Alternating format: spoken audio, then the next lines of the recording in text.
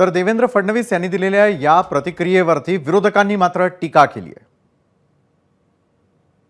त्यांनी जे पेरलं महाराष्ट्रामध्ये, त्यांनी विष पेरलं। देवेंद्र फडणवीस आणि त्यांच्या लोकांनी महाराष्ट्रातली राजकीय सभ्यता व संस्कृतीला काळीमा फासणारं काम केलेलं आहे।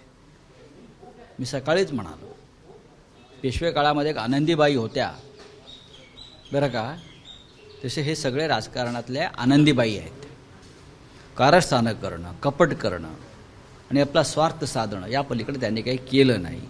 त्यांना नेतृत्व करण्याची राज्याची उत्तम संधी होती, त्याने ती गमावली। आज महाराष्ट्रातल्या राजकारणातले खलनायक कोण असतील तर ते देवेंद्र फडणवीस आहेत, हे रस्त्यावरचा बच्चा सांगेल आणि त्यासाठीचे मतदान झालं आहे। महाराष्ट्रातली परिस्थिती ही महाराष्ट्रातले दोन पक्ष फोडल्यामुळे आणि बाकीच्या अन्य कारणं, महागाई, बेकारी महाराष्ट्रात आणि देशात प्रचंड वाढलेली आहे। लोक त्रस्त झालेली होती भारतीय जनता पक्षाच्या कारभाराला आणि महाराष्ट्रातली तर कहाणी अजून त्याच्या पुढे आहे।